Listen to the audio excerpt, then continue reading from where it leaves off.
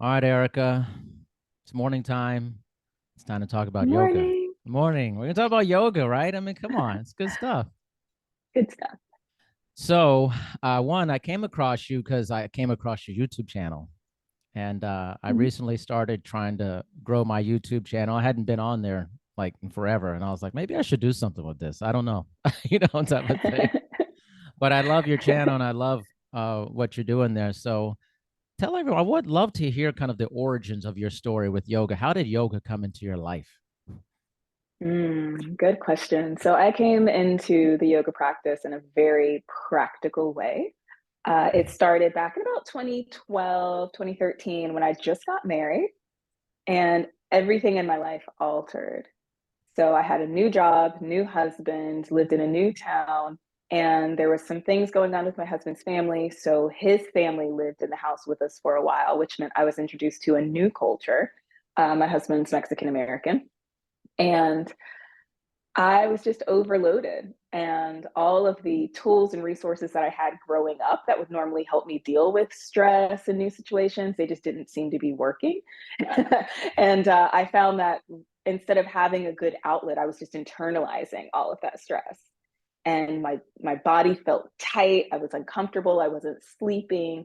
My husband said he was walking around on eggshells for months. He told me this after the fact. Okay, he didn't tell you Uh, during. You can't do that. he Yeah. didn't tell me during, yeah, but it was a very stressful time with just a lot of new things that I didn't really know how to address, and I didn't understand why my body was reacting this way. So, like most people, I saw this, I don't know, article online about how yoga is great for relieving stress, and I eased into it.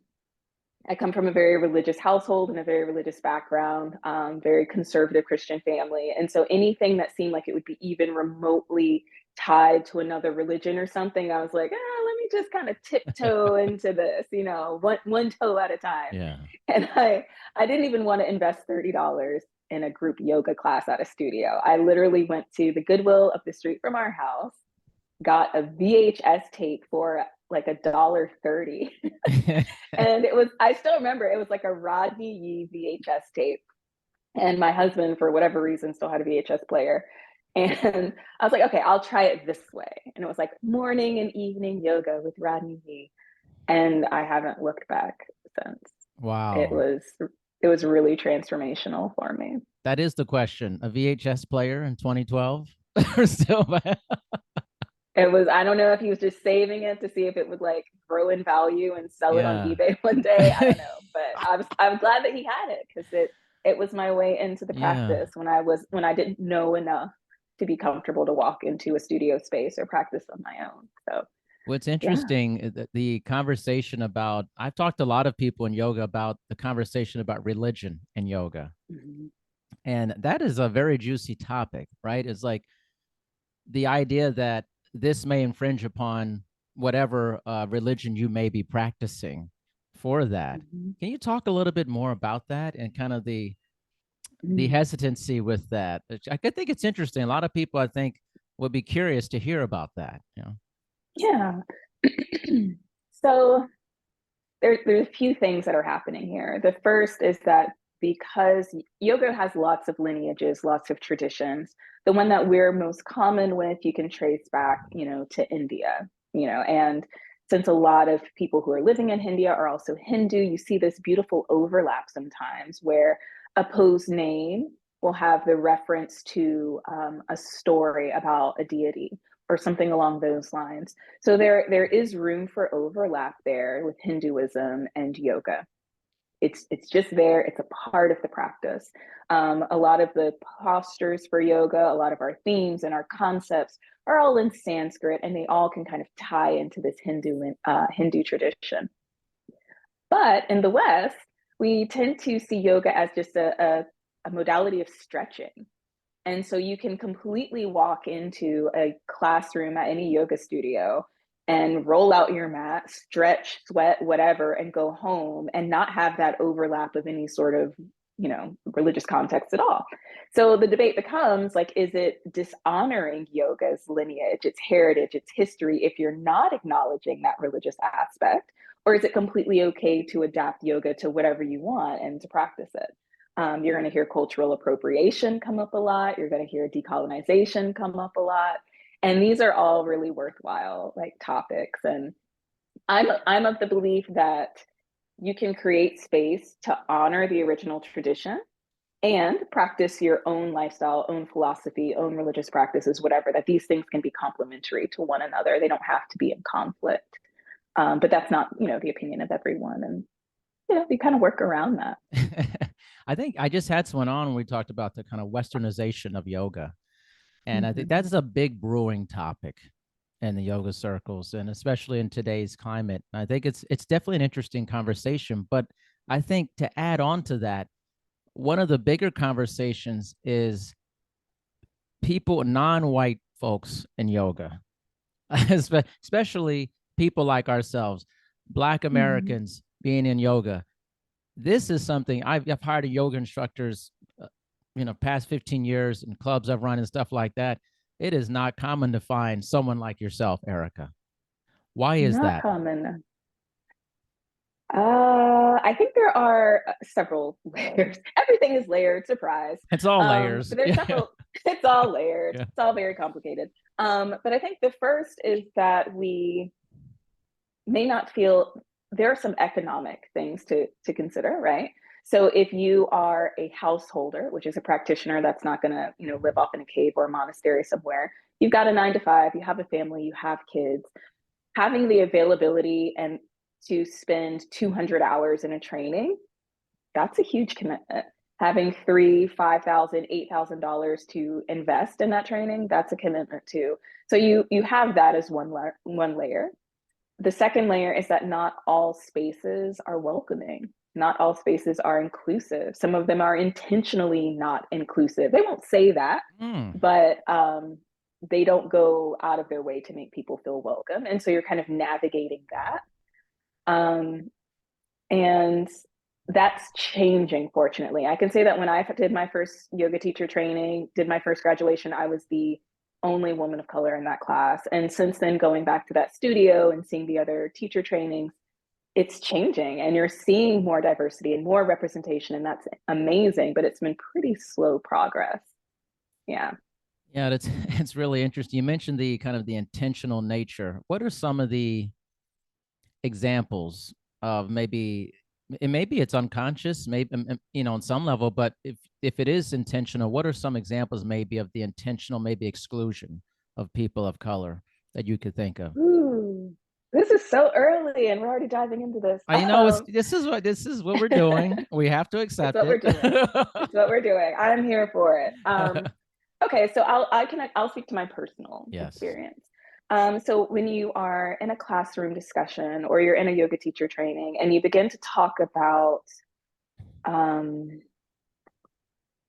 the different types of life experiences and the life backgrounds, the different type of suffering that we experience, anything that makes you who you are, there's this tendency here, particularly in the US, to be love and light all the time. And if you bring up something that's not love and light, then you're bringing in negative vibes. We don't have time to hear that. And that is a type of exclusion, right? Because if you aren't having a love and light background in every aspect of your life, what do? Not talk about it, not represent it, not be it. When social justice issues came up, particularly say like 2019, things were really pretty fiery. And I would want to speak on this. People like, don't bring that drama into the classroom. I actually had a student tell me that. Wow. Because we were talking about ahimsa and nonviolence. And she's like, don't bring all that racial drama into the classroom. That's not what we're here for. And that was a discussion worth having. But in a way, it's intentional exclusion. And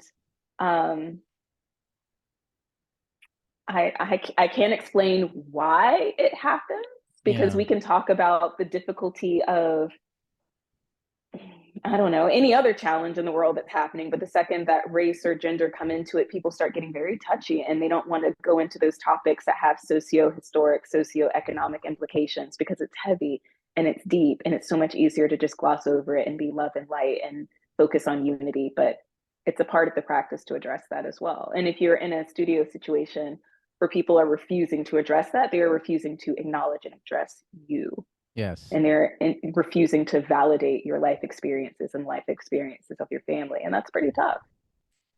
Ooh, that was a good one. Yeah. I tell you, that's, what's, how can you be love and light all the time? Like life is not like that. I mean, there's a It's not. struggle, and certainly there's a different layer of the struggle for people of color that I think other people don't necessarily, they may be somewhat aware of it, but it makes them uncomfortable, Mm-hmm. and I think that uncomfortable nature is something all people are just, they find it hard to confront that. And then they Yeah. think in themselves, well, then if I confront this, then maybe it's going to shine a mirror on me that maybe I'm not doing what I should be doing. Ding, ding, ding. Right on the nose. Yes. And people don't make that connection, right? Like when in the West, and I want to keep saying that because it's not the same all over the world, but Yeah. when I walk into a yoga studio in Atlanta and it's a hot power yoga class, they intentionally create an atmosphere of discomfort. And when you're there and you're sweating and you're in chair pose for 30 seconds, you start to feel that discomfort, but then you realize, I can do this. I can overcome this. I'm more than this discomfort. I'm more than this inconvenient. All these great things happen. But you got to take those lessons that you get on the mat and bring them off of the mat Mm. so that you can have difficult conversations with loved ones. You can have difficult conversations in your communities. You can overcome those uncomfortable things, and it's something you've learned from the practice. But sometimes we just want to leave it on the mat and not let it apply to our lifestyles outside of the yoga studio, and that's really unfortunate. But I feel like that's what we're there for. We don't make shapes with our bodies just so that we can do party tricks and look like contortionists. Like we're learning through all of that. Okay, So now we got to take it this direction too. So there's an avenue, there's many avenues of yoga, but I think with the increased viability of social media, and especially the video aspect, whether it's through Instagram, YouTube, all this stuff, there's an element of yoga where it feels like it's show, where it feels like it's, hey, I'm doing a handstand next to the Louvre, and or I'm going to do right. this warrior pose, whatever, and then is how do you perceive that? Is it, does it feel like disingenuous, or is it just, hey, that's their lane, whatever's going on? How do you perceive that? Um, I try to stay away from judging other people's practice or how they Mm. represent it. I started that way, to be honest. So when I first, did my Rodney Yee videos or whatever, I Yeah. got onto Instagram so that I can chart my progress with my physical asana practice, but also share it with other people. And that was great. But as I learned more, I'm like, okay, this isn't the practice. It's not just the shapes. It's not just the body. But I continued to post on Instagram. So there's two things to that. The first is if you want to handstand in front of the Louvre, go for it. I'm not going to judge you for Yeah. that. I think there's a time and a place for handstands in public places. Um, but there's also a sense of responsibility as a yoga teacher to educate people on what else the practice includes. And that can become very difficult in social media culture where the attention span is short. It has to be entertaining. It has to be flashy. And there's this trend that you want to follow, all these audio trends that people want to put on TikTok. And, so there's a lot of pressure to create something that is aesthetically pleasing to catch people's eye so you can then educate them on everything else that the practice has to offer. And that's kind of where I find myself right now. I've turned more towards using yoga asana and meditation as a tool to help people overcome depression, anxiety, trauma, things like that. And I feel like that's very serious work, but it's very hard to catch people's attention without something to catch their attention. So yeah, I've taken pictures of myself doing asana and I'll have a caption that has nothing to do with that asana sometimes. But the picture, the image is just to catch the attention. Few people want to take pictures of themselves meditating because that is the least authentic thing possible, but it's a huge part of the practice. So it's a balance between reaching people and representing yourself authentically. And I think we all are kind of walking that tightrope. Isn't that the truth? I mean, and that's one of the reasons why I wanted to talk to you. And I'm doing a whole yoga month because I'm talking to different instructors who are, and maybe some are not even on social media really, and some are like Mhm. huge on social media, 700,000, 800,000 subscribers, and like, what's that line? What's the experience? And one person I talked to, who actually I'm talking to again today, is, there's this whole thing of like, well, I want people to do the practice of yoga, but then I also want people to follow me and subscribe. So I'm also offering somewhat of my body and being in a Mm, bikini, or, you know, providing this mm, skin for that. And yeah. I think a lot of influencers and YouTubers, they struggle with that. And I think the public doesn't see that. I want to put that out there. It's like, I don't think people are just doing it because they just want to be thirsty about stuff. There are people that are actually struggling with Yeah. whether they should or should not do this, because in some cases it's their income, literally their entire income is YouTube. And how do you be authentic but also gain the following you want and get people to do Mhm. yoga? It's really important, I think, for all teachers here in the US to acknowledge that yoga wasn't a business. And so Mm. we have now created a business around something. Well, so let's just say back in the day, let's say it's the 1600s or something, you're a yoga teacher. You're working with people who are compensating you not with cash, right? They don't walk through the door with cash, sit with you for an hour and go home.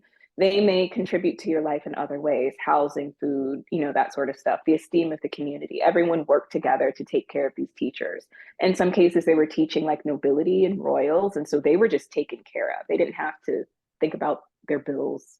But now here, we've got bills and we're all household, or most of us are householders, and we have families, we have financial responsibilities. We created this problem ourselves.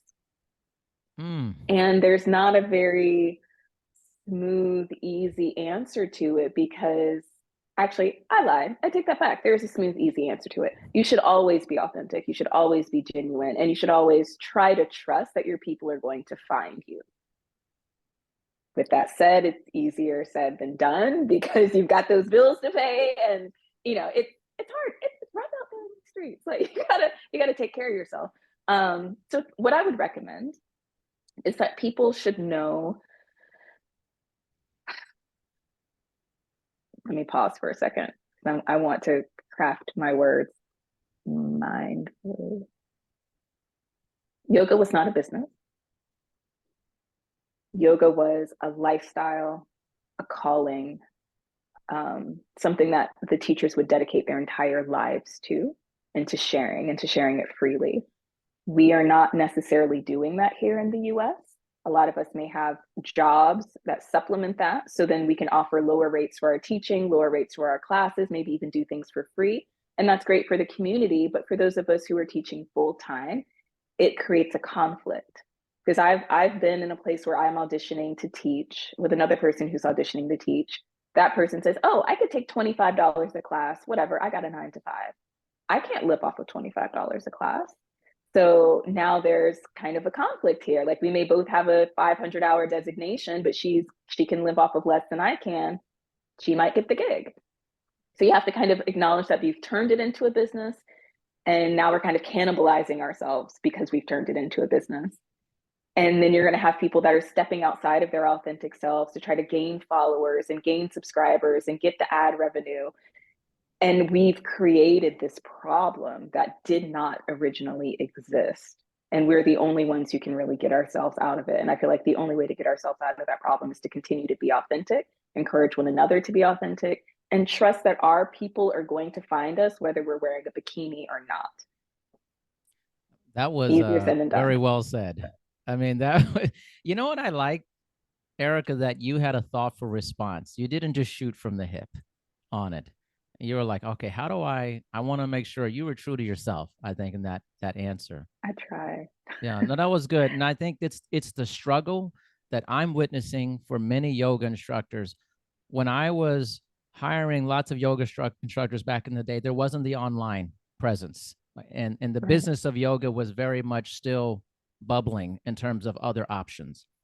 But now you could literally be a yoga instructor and never teach in a studio if you Yep. have a great following. That I think is very interesting. You can technically offer all of your services for free, but you're getting ad revenue uh, Yep. to create an income, and sometimes it can be very sizable. So I wonder where that's going and how that's going to impact the business of yoga. Because now, I mean, I have a lady coming on who's talking about who actually trains yoga professionals to be public speakers. There's whole things. There's all these cottage industries developing out of this, and I wonder how will that affect the business or yoga in the long term. Hmm. I don't know, dude. I don't know. But I think one thing that's happening almost immediately, or two things, is that we're getting a farther reach, right? People who may never step foot inside of a studio are okay opening up their laptop or their tablet and taking a class online. I think that's beautiful because you get to introduce so many people to the practice and then they can take it deeper if they want. It's also becoming less personal, Hmm. right? Because if you're teaching online and you have these video recordings you put out, I do YouTube videos, that's how you found me. I don't get to see my students. I don't get to help offer adjustments and modifications that are perfect for their bodies, for their ability levels. I can just kind of offer these generalizations because I'm not seeing the people that I'm interacting with. That makes it less personal for the students. It means that there are students that might be trying to cram themselves into a shape that's not right for them. It can help them learn their inner teacher faster if they know they have one. Most people don't know they have an inner teacher, so they're trying to do whatever the teacher online is saying. So I think the online world has its pros and cons, um, but I'm hoping it balances out. I'm hoping that people may start online and they dip their foot in the water that way, and then they decide to really dive into it in their communities with other people and with teachers that can help them one-on-one, and teachers that can guide them into more than just asana. So I'm hoping we kind of use the online world as like a pipeline to funnel people into the practice offline. That's my hope. Yeah, I mean, I think like anything, we're all trying to figure out this virtual existence on some. It's Mm-hmm. regardless of the industry, it has affected every facet of our existence and how we're in the infancy. I mean, the internet literally was created by Tim Berners-Lee in 1990. I mean, it's like, that was like Wow. 32 years ago. That's nothing in the time span of our existence. So we're grappling with this existential idea of this virtual existence, offline existence. And now I see with yoga, I'm happy for instructors that could make money, doing other things as well. I think for anybody, you can get money, support yourself, because again, this isn't different. The 1600s, like you have to pay your bills. And as we know, Yep. people, life is not getting cheaper.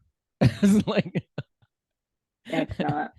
so, and you're doing something you love to do, and you can make money in different ways to do it. I mean, I think that's really actually pretty awesome that people Yeah. can do And that.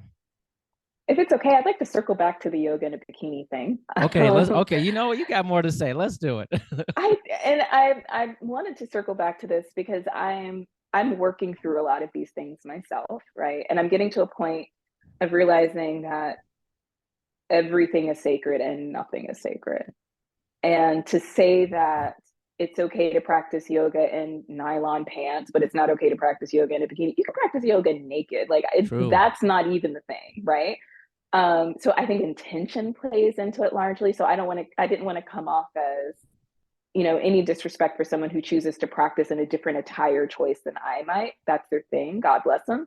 Um, but I think it's about your intention too, right? Like, are you doing it as a thirst trap, or are you doing it because it's 98 degrees outside and it's more comfortable to practice and barely nothing? Are you doing it because you acknowledge that your body is sacred and everything about it is sacred? Or again, is it a thirst trap and you're doing it for, so honoring your intention and being authentic, I think is a huge factor in how we perceive people representing the practice.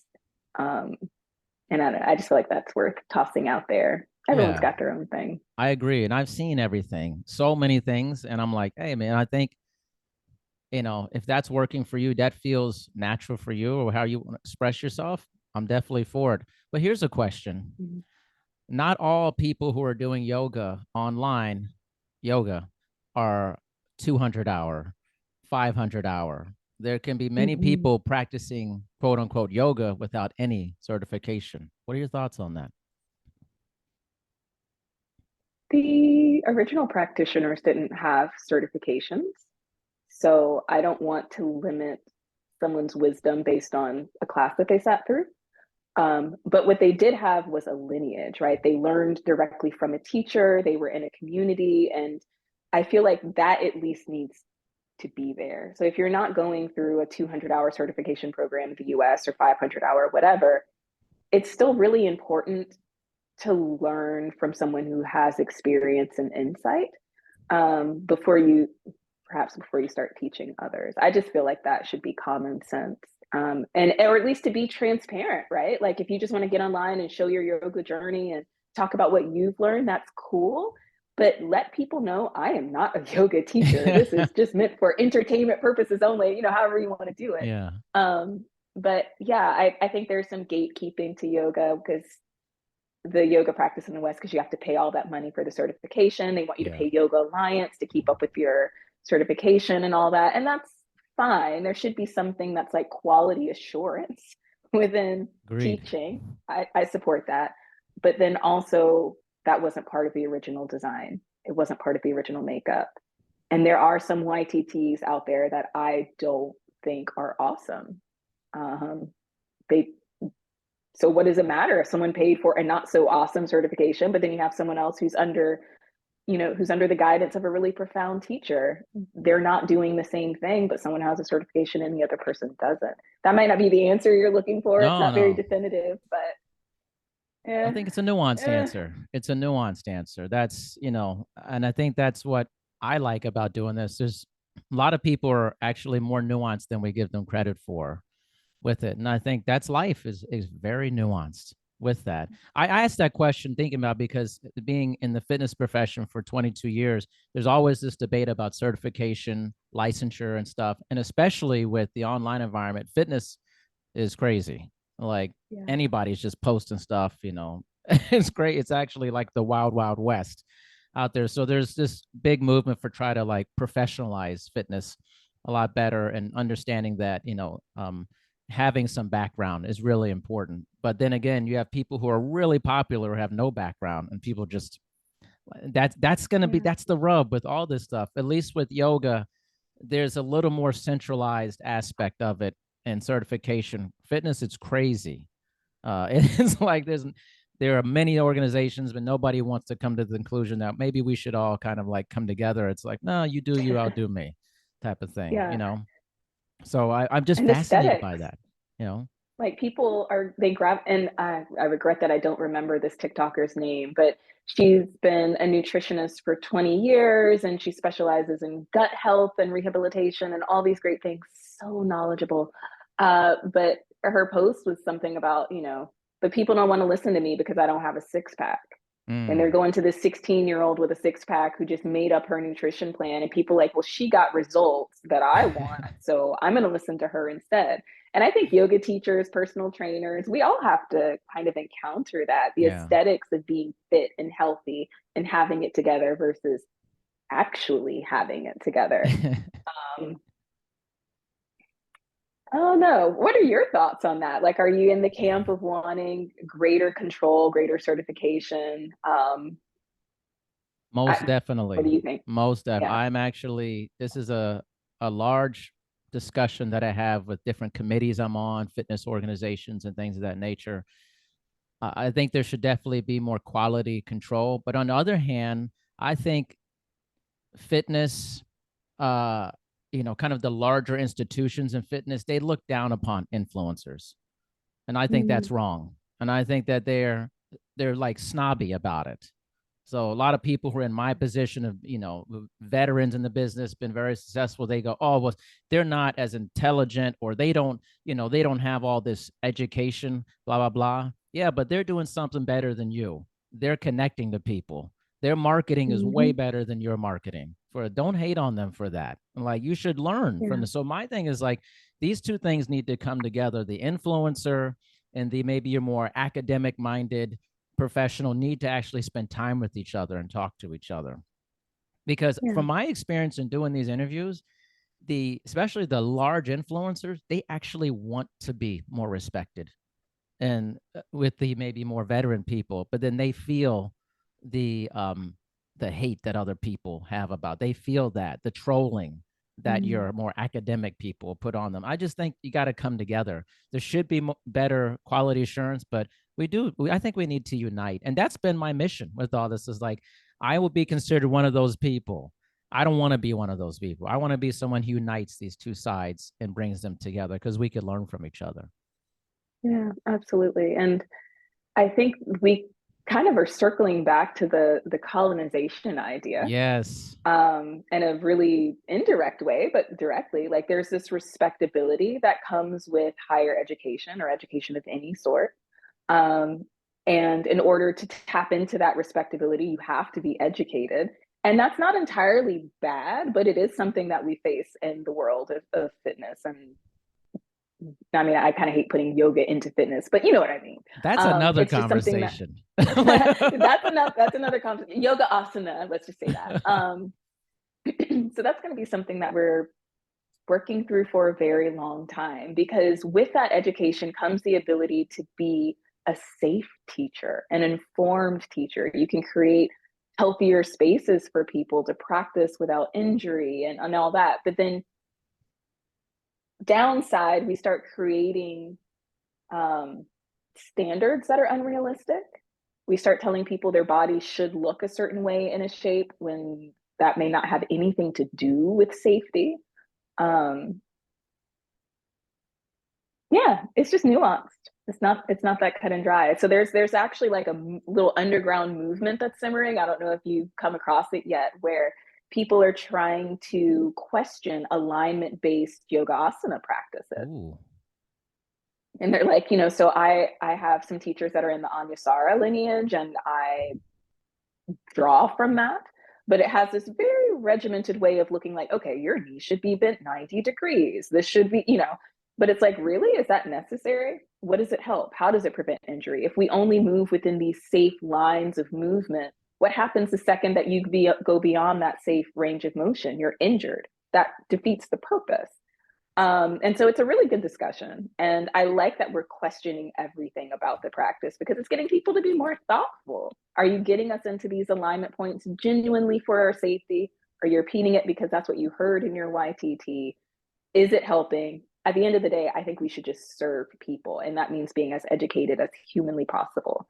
And then questioning everything that we were educated about continually. I love that. Yeah, I'm a big proponent of that, and I think that the alignment thing I haven't heard of in yoga. I've talked to a lot of yoga folks, but that's what's great. You're going to get all these different points of view from people and things. Certain I don't know all this stuff, so I want to get educated on what's happening in different communities for that. So I think that's an interesting discussion. I want to tap back real quick, and I said, "Oh, that's a different discussion: fitness and yoga."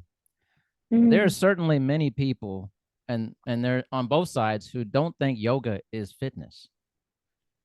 And I'd like to shake it. What do you think about that? And then there's people who think it is. I'm curious your point of view for that. Yeah, personally, I think like the yoga asana, the stuff we're doing with our bodies, there's clearly a fitness component to it. I just kind of it limits yoga to say that yoga is just a fitness practice. Mm. Even if you just acknowledge the 8 limbs, you're already getting into community interaction, personal reflection, your spirituality, your life, if you believe in reincarnation and all that, Right. like how you're going to be brought back into this life by what you learn. There's just so much more going on with the yoga practice outside of yoga asana. But because yoga asana is the thing that you can take a picture of, you can see it, you can sell it. That's what people recognize the most. So it's sure yoga asana is fitness, but fitness is not all encompassing of yoga. There's just so much more. In an extension of this, I always would see, because I've known so many yoga instructors in life, some yoga instructors who um, only did yoga. Like there was no other thing that there was no like cardiovascular based exercise or external resistance based, strength and conditioning. What are your feelings about that? If someone like only practices yoga, or should someone do more than just yoga for their overall like physical fitness? Ooh. Um, I would definitely recommend that people cross train. And an interdisciplinary approach is going to help you be better rounded, like more well-rounded in your health. I mean, I just feel like there are some limitations to the yoga asana practice that you need to supplement with something else if you're going for optimal health, even just nutrition. Like yoga asana doesn't address nutrition. Um, so yeah, absolutely. I fully encourage my students to do other things in addition to their yoga asana practice, because you're not necessarily going to get resistance training unless, well, see, I think that's how a lot of these hybrid yoga classes are Yeah. born. People who are doing yoga with weights, people who are doing yoga and HIIT, because we Yeah. realize that if you're just looking at the physical body, the body needs something else. And so we Right. start creating these hybrid programs and giving it unique names and whatever. And that's fine, I guess, in its own way. But it comes from exactly what you're saying, the need to Yeah. fill that gap between what yoga asana can offer and what the body needs. Um, I am still on the fence about yoga hybrids, like goat yoga, That's crazy to me. I'm sorry. What I about mean, I laughing love yoga?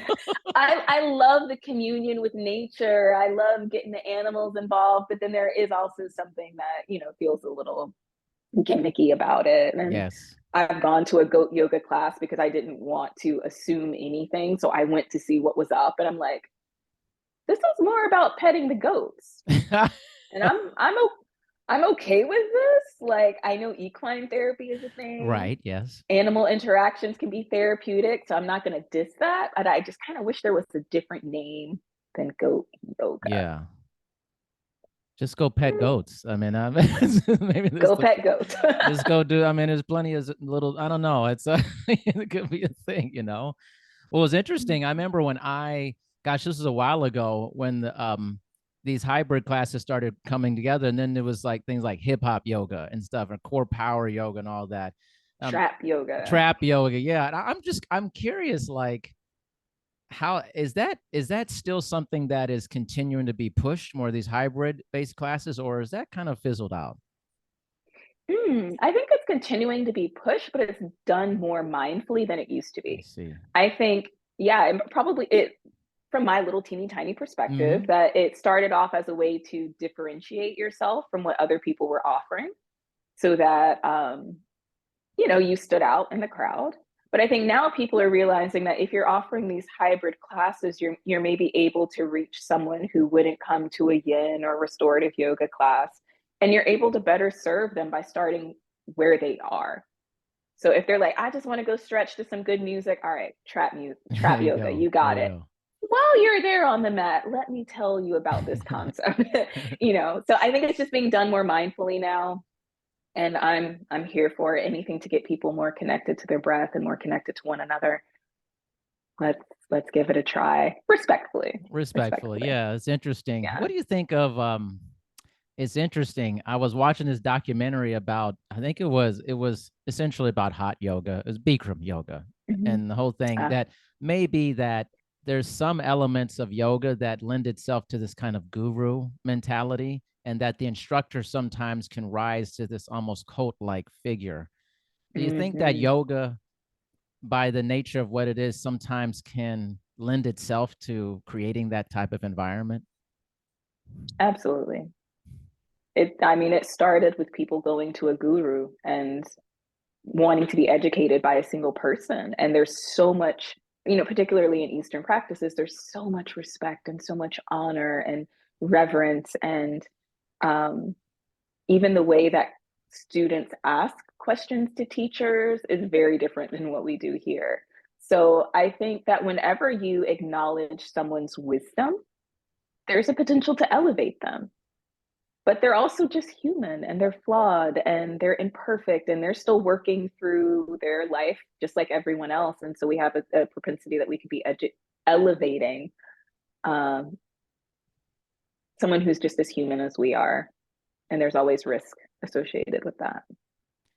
Eric, I have to tell you, this has been awesome. Seriously. I mean, you are so well versed in how you answer questions. I love that. Like, Oh, you're thank very you. thoughtful. You're like a thoughtful person. I'm sure many people think that about you. And it comes across Oh, very easy. You're like, I don't know about that. I'm over here in like a cold sweat, like, oh, there's just so much I want to say. There's only an hour. But yeah, thank It's you. Thank you impressive. so much for your kind words. And thank you so much for these like really insightful questions. Like these are things that yoga teachers and students and just like the community we're grappling with these, Yes. and we don't always have solid answers to offer. And these are good conversations to have for sure. I think so. And it's one of the things too, it's like when I saw your YouTube page, I was like, wow, this is an impressive person. But I also think, like I've told other yoga instructors, a lot of times people don't really know you on these pages either. You're presenting, a routine. You're saying, okay, this is our practice for today. But like knowing Erica, I think that's fascinating for viewers to see what's behind the curtain of this instructor. What are their thoughts about yoga and yoga related to people of color, yoga related to the westernization of it, yoga related to hybrid classes? I think people actually want to know more about you. And so I try to do that with people and ask questions that I think will help people know who you are a little bit better. Thank you. Yeah. Yeah, and we need help with that. Like the I platforms know. like yours are I so know. essential because it's like people when they're like, I just want to work out, I'm going to get on YouTube and I'm going to find a video. Like they don't want to sit and hear you talk about yourself and your beliefs for 15 minutes in that context. Hmm. So you're doing an amazing service for multiple communities by giving us an opportunity to be more than just the face on the screen moving in shapes. It's you're doing the Lord's work, Doc. Thank you. Well, it's just different sides. It's kind of like there's this, I'm noticing this trend of like yoga instructors are moving into this space where not only they're doing yoga, now it's like what's their day in their life in yoga. Or now they're trying on different clothes, these hauls and stuff like that. I'm like, okay, Mm-hmm. this one direction you want to go, but like maybe people also want to learn about you too. It may not be the highest viewed thing you're doing. It probably won't be talking about this more Mm-hmm. in-depth things.